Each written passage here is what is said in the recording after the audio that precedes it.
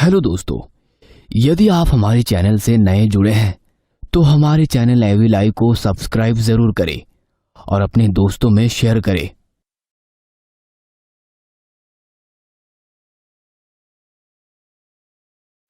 7 साल के living relationship के बाद आज वो घड़ी आ ही गई थी जब निधि के रिश्ते को अब एक नाम मिलने वाला था। उसकी शादी की तैयारी जोरों शोरों से चल रही थी। सारे रीति रिवाज निभाए जा रहे थे।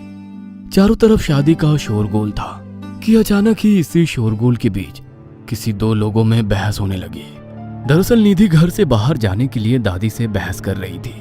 दादी ने कहा, बेटा तुम्हें हल्दी लग चुकी है, इसलिए अब शादी तक तुम्हारा घर से बाहर जाना बंद। इस पर निधि ने कहा, अरे दादी, आप भी क्या पुराने जमाने की बातें कर रही हो? अब इस हल्दी से मेरे बाहर जाने का क्या संबंध? पर दादी निधि की बात मानने को राजी नहीं थी।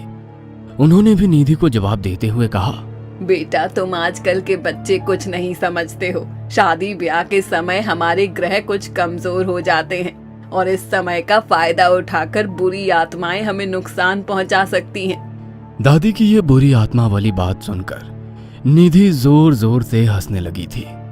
निधि की मम्मी ने उसे इस तरह हंसते हुए देखकर तुरंत डांट लगा दी थी, जिससे नाराज होकर निधि ने चिढ़ते हुए सबसे कहा, आप लोग भी कैसी बातें कर रहे हो? आज दुनिया चांद पर घर बसाने की सोच रही है और आप लोग इस भूत प्रेत के चक्कर में पड़े हो। चुप करो निधि, हर बात में हमसे बहस करना जरूरी नहीं है।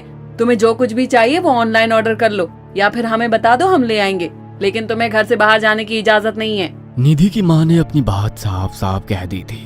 जाहिर है ये बात सुनकर निधि को जरा भी अच्छा नहीं लगा था, इसलिए ही वो बिना किसी से कुछ कहे ही अपने कमरे में चली गई।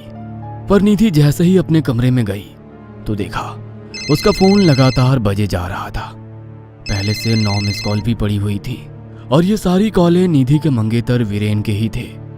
उसने भी भारी मन से फोन उठा अपने मंगेतर को सारी बात बता दी, पर वीरेन ने निधि की सारी बातें सुनकर उसकी उदासी को एक पल में गायब कर दिया था, क्योंकि वह खुद निधि के घर के पीछे बने पार्क में उससे मिलने आया था।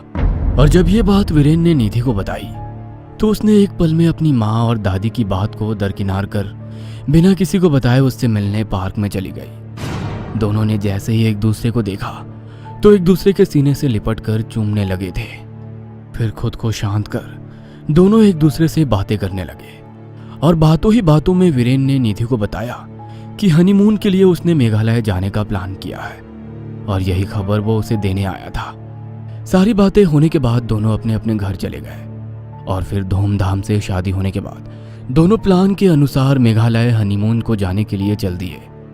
पर हनीमून पर जाने से पहले निधि की दादी ने निधि को साफ साफ कह दिया था कि देर रात तक मत घूमना, क्योंकि तुम्हारी हल्दी और मेहंदी का रंग अभी भी फीका नहीं पड़ा है। पर निधि ने हर बात की तरह इसे एक कान से सुन दूसरे से निकाल दिया था। पर अभी तो ये बुरे वक्त की शुरुआत भर थी, क्योंकि निधि जब से मेघालय गई थी तब से चुपचाप और गुमसुम सी पड़ी रहती थी। और तो और यहाँ तक कि उसने वीरेन को खुद को छूने तक नहीं दिया था। वीरेन को भी निधि का ये बर्ताव खटक जरूर रहा था, लेकिन महज इसे निधि की थकान मानकर वो सारी बातें दरकिनार कर देता था। लेकिन ऐसे ही जब वो दोनों मेघालय के बाजार में घूम रहे थे और अचानक ही वीरेन ने निधि के कंधे पर हाथ रखा तो वो जोर जोर से चीखने लगी थी। निधि की चीख सुनकर आसपास के सभी लोगों ने दोनों को घेर लिया था। उन्हें लगा कि वीरेन निधि के साथ कुछ बदतमीजी कर रहा था, लेकिन जब वीरेन ने सबको सच बताया तो लोग अपने आप ही समझ गए थे। पर इस वाक्य के बाद वीरेन अब निधि के हाव भाव को ध्यान से देखने लगा था। और जब वीरेन का शक धीरे धीरे बढ़ता जा रहा था तो एक शाम उसने निधि से पूछ ही लिया, ये क्या मजाक है निधि, तुम्हें क्या हो गया है? तुम ऐसा बिहेव क्यों कर रही हो? पर जैसे ही वीरेन ने निधि को फिर से छुआ, निधि वापस चिल्लाई और उसने वीरेन को खुद से दूर झटकते हुए कहा, मैंने कहा ना तुम दूर रहो मुझसे, उसे अच्छा नहीं लगता। उसे अगर गुस्सा आ गया ना तो वो तुमको भी नुकसान पहुंचाएगा। निधि की बातें वीरेन को समझ नहीं आई थी, पर इससे पहले वो कुछ और पूछता निधि एकदम से बेहोश होकर जमीन पर गिर गई। वीरेन भी होटल वालों को बोलकर तुरंत ही डॉक्टर को बुला लिया। डॉक्टर ने कहा, देखिए, थकावट की वजह से इन्हें तेज बुखार चढ़ गया है। आप घबराइए मत, मैंने इनको इंजेक्शन दे दिया है, ये सुबह तक ठीक हो जाएंगी। पर वीरेन के मन में कुछ और ही सवाल गूंज रहे थे। इसलिए उसने निधि की माँ को फोन कर उन्हें सब कुछ बता दिया।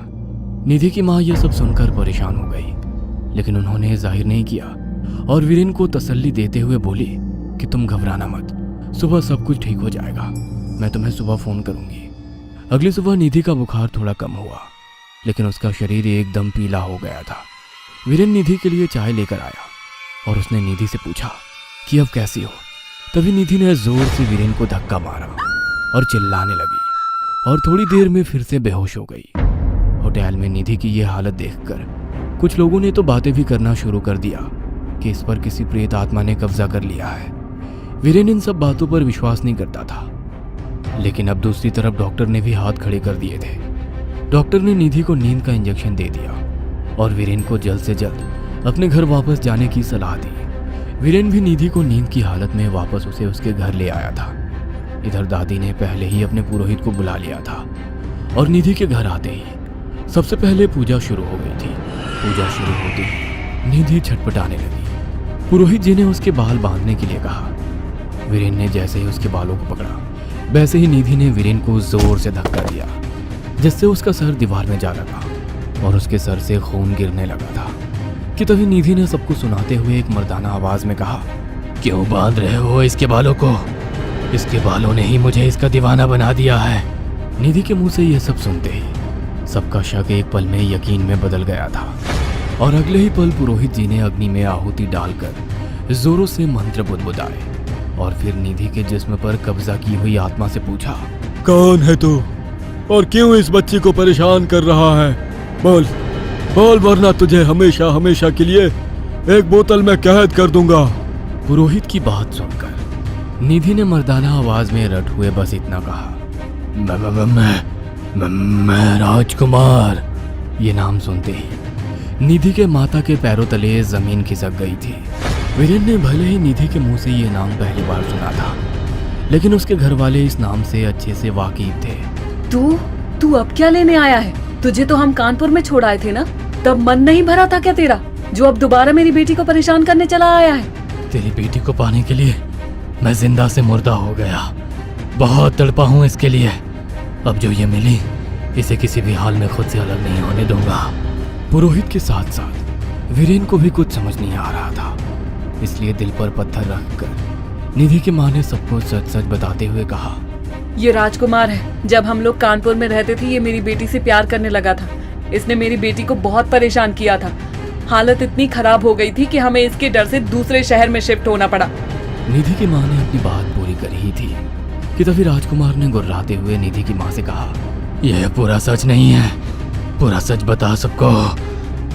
राजकुमार की बात सुनकर निधि की माँ एक बार फिर से सोच में पड़ गई थी। उसने पहले एक नजर आसपास मौजूद सभी लोगों को देखा, फिर पूरा सच बताते हुए कहा, कुछ महीने बाद जब मैं घर के कागजों के लिए वापस कानपुर आई थी, तो ये मेरा पीछा करने लगा था। मुझे लगा कि ये मेरे सहारे एक बार फिर मेरी बेटी तक पहुंच जाएगा, इसलिए मैंने इससे पीछा छुड़ाने के लिए एक मार्केट में गई और जानबूझकर शोर मचाने लगी कि इसने मुझे गलत जगह छुआ है, मेरे साथ जबरदस्ती करने की कोशिश कर रहा है। फिर लोगों ने इसे मानना शुरू कर दिया और मैं वहां से चली गई। इसके बाद क्या हुआ मुझे कुछ नहीं पता। इसके बाद मैं मर गया। लोगों ने मुझे इतना मारा कि अस्पताल जाते जाते मैं मर चुका था, लेकिन अब मेरी बारी है, अब मैं दर्द दूंगा। शादी के वक्त तेरी बेटी को घूमने का बहुत शौक है ना, मैं घुमाऊंगा उसे अब। वीरेन ने जब ये सुना तो उसे समझ आ गया कि निधि की इस गलती में वो भी बराबर का जिम्मेदार है, क्योंकि उसके ही कहने पर वो उस रात पार्क में उससे मिलने आई थी। लोग ये सब सुन शांत ही थे कि तभी पुरोहित ने कुछ ऐसे मंत्र पढ़े जिससे राजकुमार और जोर जोर से चीखने लगा था। तेरी जैसी जिद्दी आत्मा मरने के बाद और क्रूर हो जाती है। तुम जैसों को सबक सिखाना बहुत जरूरी है। बस फिर क्या था, एक के बाद एक पुरोहित मंत्र पढ़ता गया और राजकुमार निधि के जिस्म में ही तड़पता रहा, चीखता रहा, और जब उसे भी दर्द इंतहा हो गई तो उसने निधि का शरीर हमेशा हमेशा के लिए छोड़ दिया। सारा मामला अब शांत हो चुका था, पर जाने से पहले पुरोहित ने निधि की माँ से बस इतना कहा, अपने बच्चों को सही सलामत रखने के लिए हमसे बहुत बार गलतियां हो जाती हैं, इसलिए ऐसे राज परिवार के बीच में ही दफन रहे तो अच्छा है। यह कहकर पुरोहित राजकुमार की आत्मा को अपने साथ लेकर चला गया और पुरोहित के जाने के कुछ देर बाद ही जैसे ही निधि ने अपनी आंखें खोली तो उसे अपनी आंखों पर यकीन नहीं हुआ। वो अपने आप को अपने मम्मी के घर पर देखकर हैरान रह गई और जैसे ही उसकी नजर वीरेन के सिर पर लगी चोट पर गई तो उसने तुरंत पूछा, ये चोट तुम्हें कैसे लगी? तभी वीरेन ने उसे कहा, कुछ नहीं जाने मन, यह तो तुम्हारे एक अनोखे दीवाने की देन है। वीरेन की ये बात सुनकर सब लोग हंसने लगे थे और वीरेन और निधि ने एक बार फिर प्यार में एक दूसरे को गले लगा लिया था। हेलो दोस्तों, यदि आप हमारे चैनल से नए जुड़े हैं तो हमारे चैनल एवी लाइव को सब्सक्राइब जरूर करें और अपने दोस्तों में शेयर करें